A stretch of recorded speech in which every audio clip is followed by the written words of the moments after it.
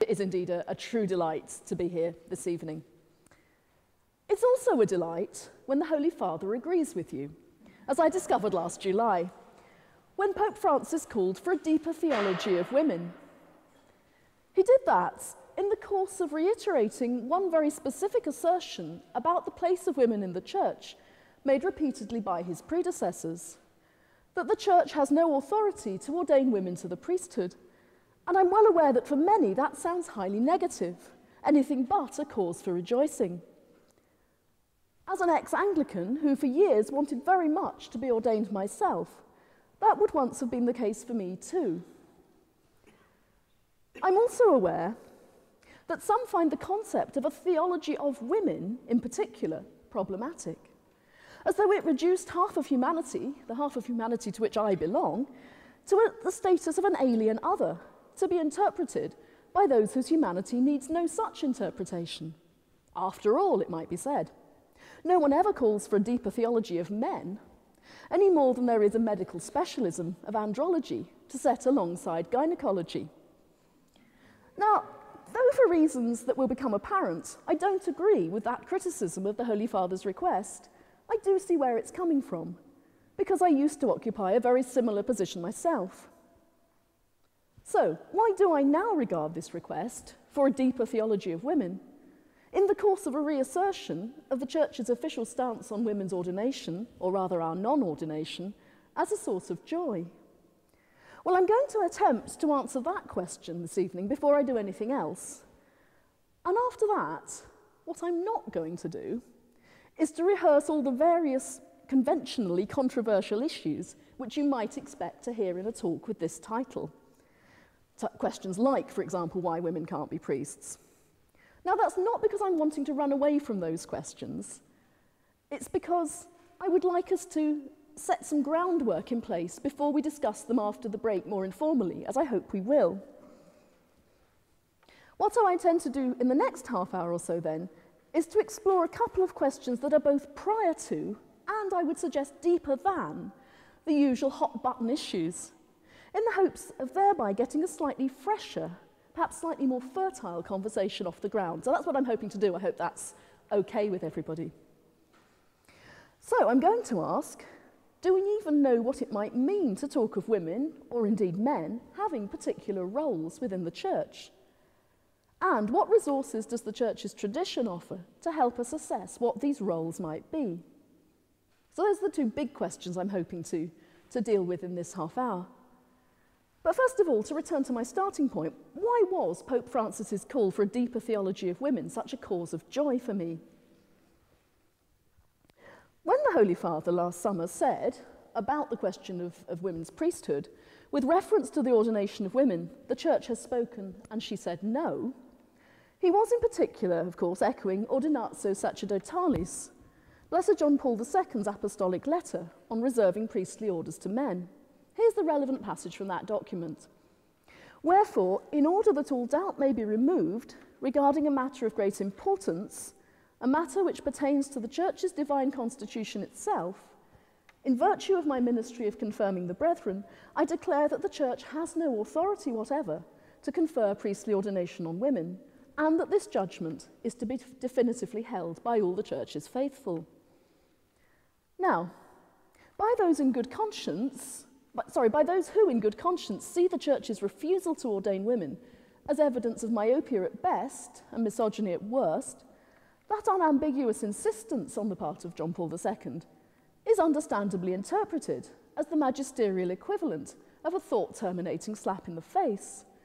The then Holy Father indulging in the authoritarian kind of because I say so parenting strategy toward his spiritual offspring that would have any self-respecting child psychologist burying her face in her hands. On the other hand, Catholics who have no difficulty with the status quo on this issue often seem to assume that it means we shouldn't discuss the question at all, and not infrequently they will tell you that they can't really see what all the fuss is about, that there is in fact nothing to discuss. Well, what I want to suggest is that both those responses to Blessed John Paul II are wrong. Because it seems to me that for all their obvious and radical difference, they're grounded in the same misapprehension of what the Holy Father was saying.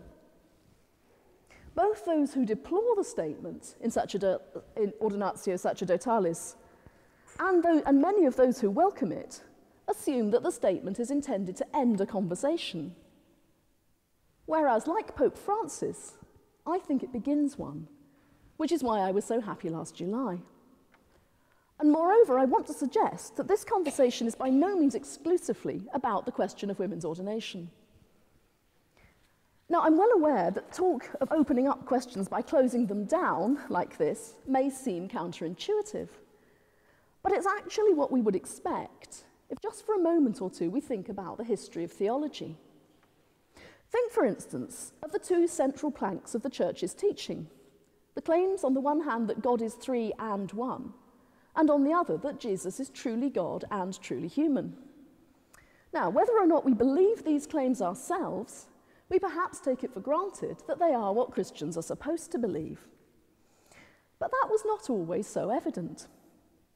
In the earliest days of the Church, there were many who believed that although Christ was not just a holy man, but rather a specially created being so exalted that he could even be called God as a kind of courtesy title, he was nevertheless not God in the same way as God the Father is God. Now, that way of thinking about Jesus solved certain problems that bothered many in the early church.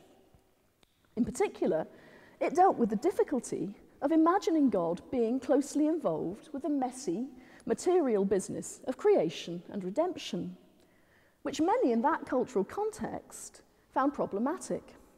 So it was handy to be able to claim that the Word through whom all things were made and the Word who became flesh in Jesus wasn't really God in the full sense of the term, because that preserved the true God, God the Father, in his splendid isolation from the physical.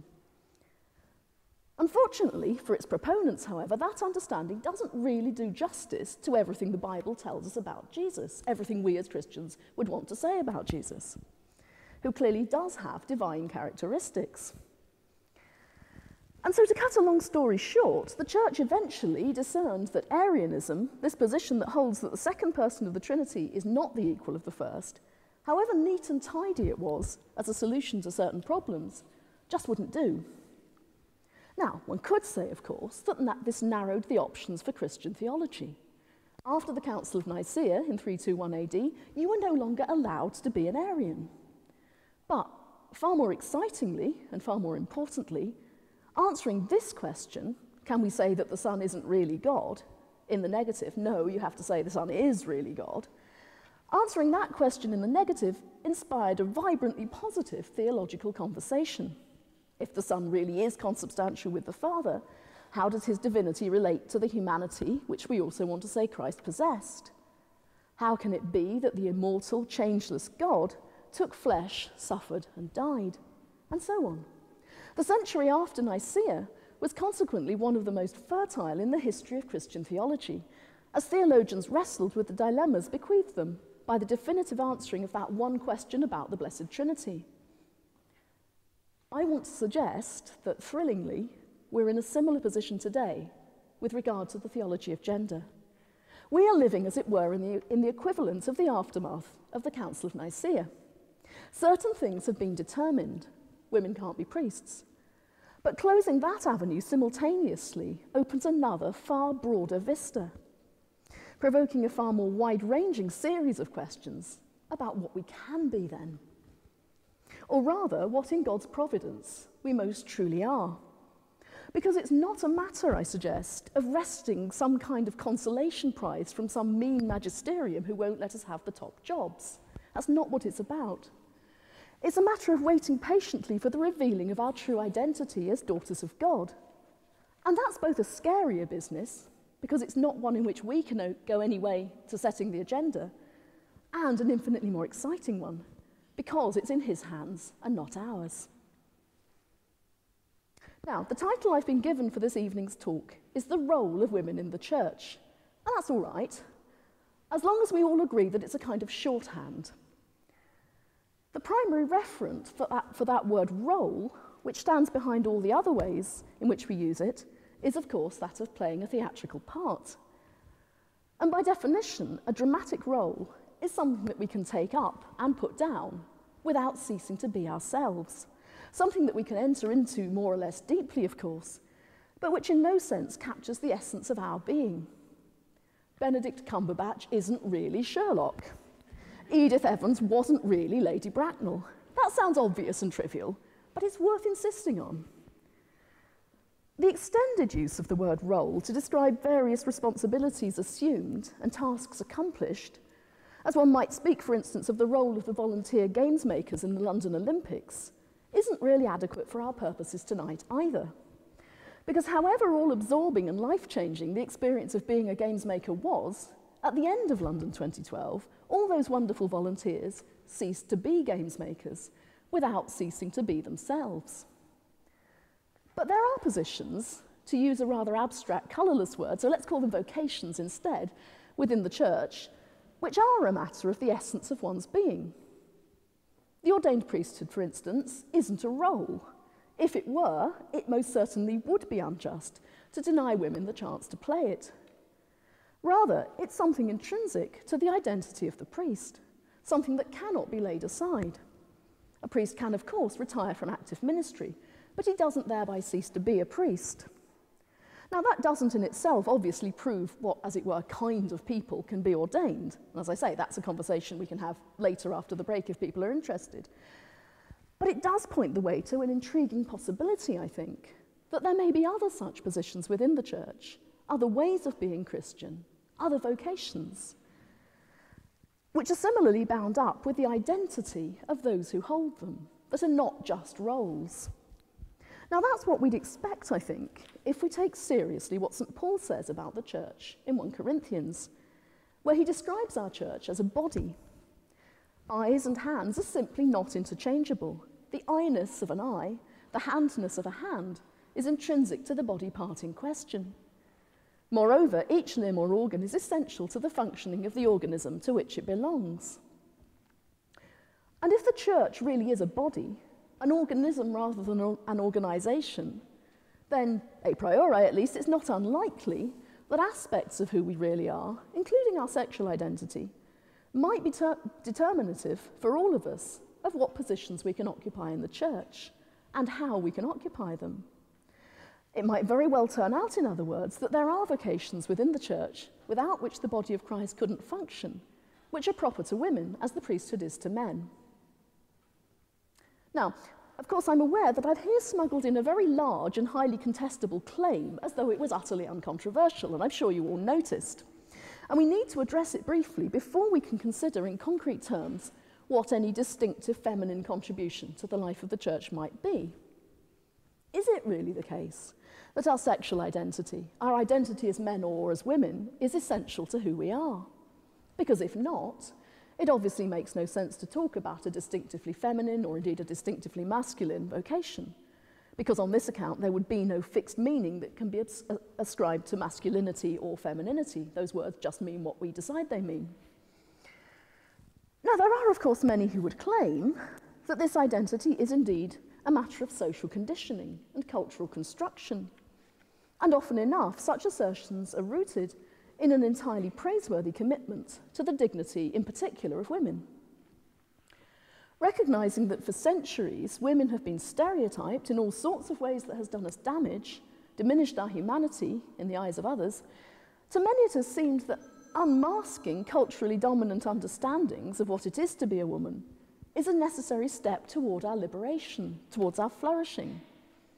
Women are not really hardwired to be temptresses leading innocent men astray. Sorry, chaps. Nor are we to be identified with the angel in the house, with the domestic goddess whose rightful natural place is on a pedestal and thus safely away from all possible political influence.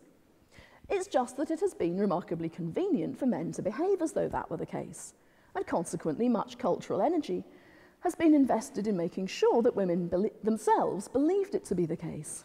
On this understanding, the right answer to Professor Higgins' cri de coeur in My Fair Lady, why can't a woman be more like a man, is that freed from the malign influence of societal pressure, she would be. Now, I don't want to take issue with all of that, because it is unfortunately all too evident that women have suffered much at the hands of male, including Catholic male, understandings or caricatures of femininity. The purple passages are there in the Church Fathers. We've probably all read them, though I think it should be pointed out, in justice, that they do tend to be quoted in sound bite-sized chunks with scant regard to context. More painfully to the point, genuine misogyny does exist within the contemporary church, as does genuine racism, genuine snobbishness, and various other genuine refusals, or at any rate failures, to recognise that all our brothers and sisters, without exception, and however they differ from ourselves, manifest the image of God in whose likeness they were made. Many of these failures are doubtless the result of taking the stereotype for the reality, the result of dwelling more on what our culture tells us a woman or a man should be like, than on the diverse, concrete experiences of real men and real women. But it's a giant leap from that assertion to the one that says that sexual identity is entirely a matter of social construction. And it's not one that I think any Christian can consistently make. Why not? Well, fundamentally, precisely because of the Christian doctrine of creation, creation in general, and in particular, the doctrine of the Imago Dei, the doctrine of human creation in the image of God. The basic message of the first two chapters of the book of Genesis, as this is read by the Catholic Church, insists that everything that exists has its most radical origin in the one God, and therefore everything that exists is good, an echo indeed of the divine goodness, human beings constituting an especially clear, especially intimate instance of that echo. In the beginning, God, and no one else, created the heavens and the earth. God saw all that he had made, not just some of it, and it was good. God made human beings not merely according to some idea he had in his head, but in his own image and likeness. The physical creation, then, is, on the account given us in Genesis, a kind of icon, a picture that speaks, a carrier of meaning. We can look at the world around us, supremely and terrifyingly. We can look at ourselves and at each other and see therein the goodness of God reflected. Now, a truly robust doctrine of creation will want to go a bit further. Will want to insist that it's not just the fact of there being a universe at all that is significant, but the fact that it is the kind of universe that it is. God is the ultimate author of all that is, and he could have arranged things differently, almost unimaginably differently. Could, for instance, have created a universe without sexual differentiation. So the fact of his doing it this way must, if we accept the fundamental teaching of Genesis, which of course is not the same thing as being fundamentalist about the teaching of Genesis, it must have a significance. Interestingly, St. Thomas Aquinas considers that our embodiment means that we are in certain ways a clearer image of God than the angels, and this precisely because of our being gendered, or rather because of the most obvious and down-to-earth reason for our being gendered.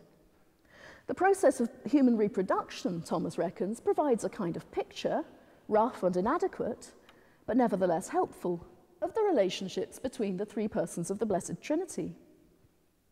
Now this, as some of you will doubtless be thinking, in some ways prefigures John Paul II's interpretation of the Genesis account, according to which the statement that God made man and woman in his image has a dual significance. First of all, of course, that statement is unequivocally emphasizes the equality of the sexes. Woman is not less in the image of God than man. But secondly, it's together that men and women image God, precisely because, again, human fecundity is a kind of echo of the eternal giving and receiving of life in the Blessed Trinity. This, incidentally, is most fundamentally why I don't think that there's anything demeaning in Pope Francis's call for a deeper theology of women. If it is together that men and women most truly and fully image God, then a truly deeper theology of women would inevitably be simultaneously a deeper theology of men, and of course vice versa. There have been, of course, historically other understandings of creation than the Orthodox Christian one. Various forms of dualism, for instance, which have suggested that the physical creation is the work of a lesser deity, and that only the spiritual or the intellectual is of truly divine origin. Now, if we were happy to go down that route, we might indeed be able to say that physical sexual differentiation has no very great significance. If what we are most essentially is our mind and spirit, in the terrifying words of the poet W.B. Yeats, fastened to a dying animal, that is our bodies, then it might indeed make sense to say that the only kind of masculinity or femininity that really matters is a social construct.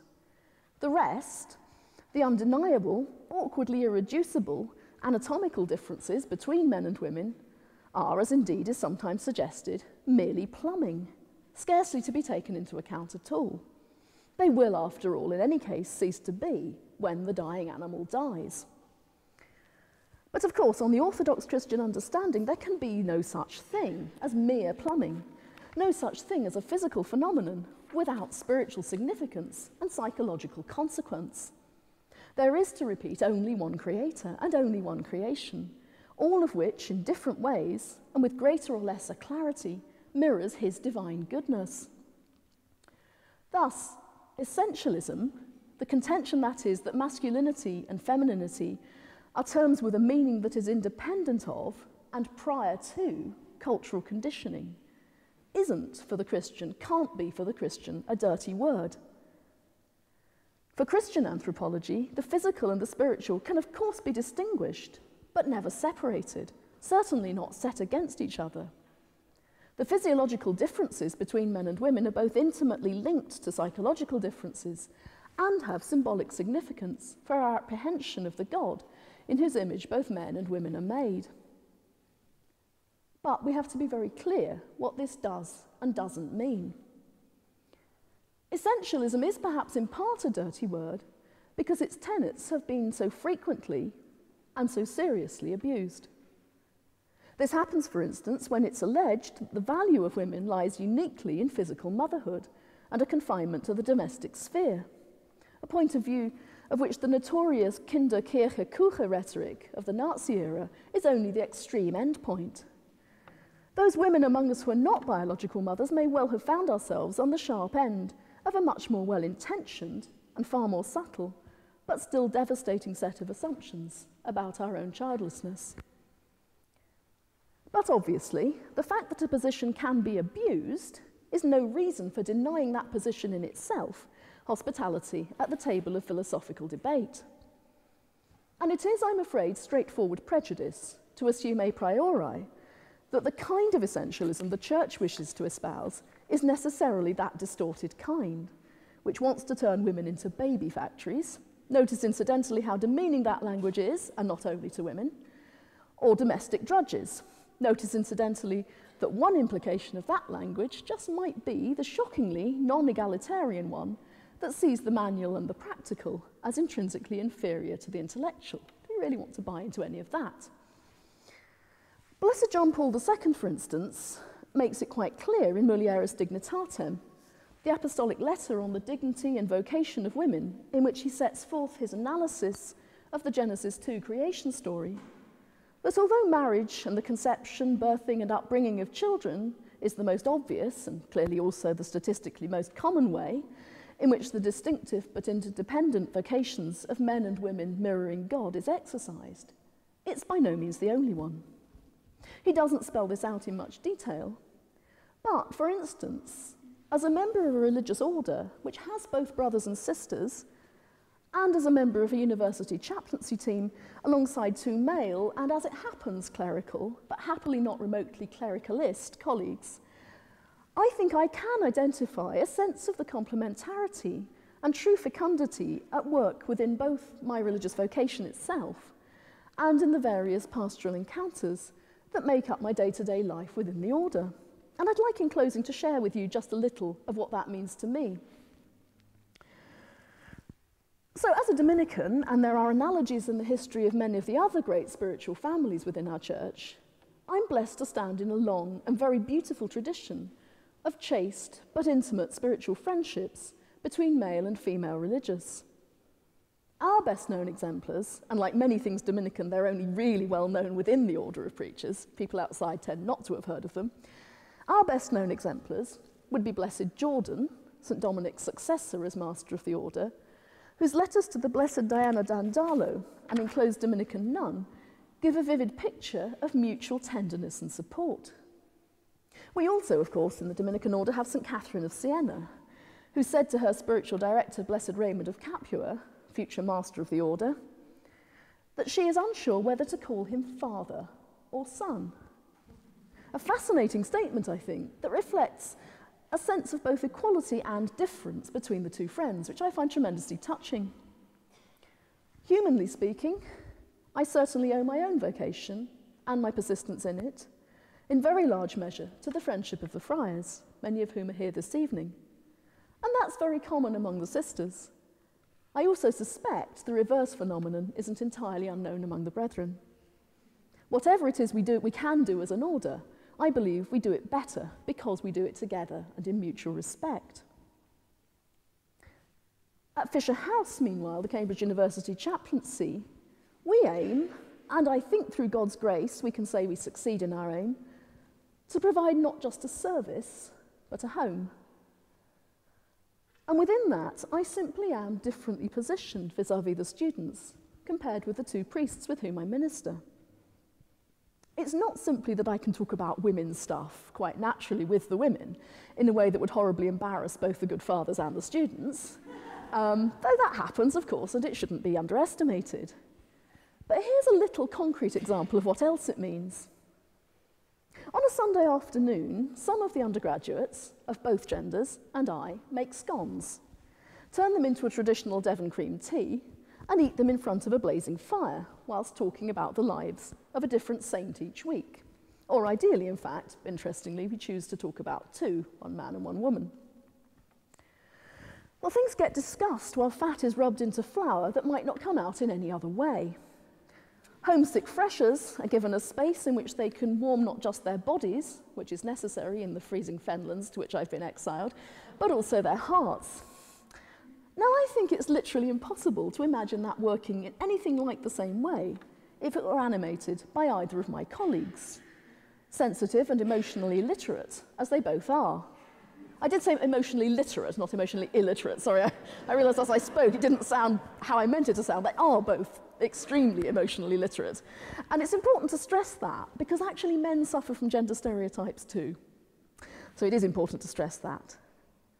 But nevertheless, I still maintain that it would not be the same thing if it were either of my colleagues doing it. Now, of course, for those who would claim that all gender roles are just that, roles, more or less arbitrary and socially determined, this is simply another example of that very cultural conditioning. But it seems to me at least as plausible to say that it derives from a particular kind of capacity for nurture which is distinctively feminine, and which has obvious, biological, evolutionary roots. The students, to put it bluntly, relate to me as a mother figure because, and this is a horrifying thought for other reasons, I could be their mother. Now, there's much more I could say, much more that we could explore together, about what I think is the truly liberating thought that human sexuality mirrors divine fecundity. We could talk, for instance, about how the Paschal mystery, the mystery of suffering which leads to new life, is inscribed in the female experience, not merely of childbirth. And that thought, that it is inscribed in childbirth, has been explored briefly but very suggestively by, amongst others, the 20th century Dominican Gerald Van. So it's something which men and women have been reflecting on together for years, but also in the capacity for childbearing, which every woman experiences for decades of her life on a regular basis. But we don't have world enough and time, and in any case, perhaps we don't all feel comfortable talking about such things in a large group, in a mixed audience, and so on. And that's fine too, and it alerts us to something important. Because these things are holy ground, upon which we should tread delicately and respectfully. So before opening the floor for discussion, I'd like to leave you with one final thought about the significance of the Imago Dei, the significance of our being made in the image of God, for our understanding of ourselves as gendered, which bears on this. Perhaps the deepest significance of our being made in the image of God is that it means we're made in the image of one who is fathomless mystery. We can say some things about God which are true. We can never describe or understand him totally. And the same must thus be true of ourselves. It's not, in other words, an abdication of intellectual responsibility, but common sense, to say that we can't fully articulate the significance of our sexual identity and our sexual differentiation. The mystery of our masculinity and our femininity remains just that, a mystery founded in God and gesturing to God, and therefore ultimately beyond the reach of our explanation. But with that very important caveat, and after some restorative caffeine, let the conversation continue.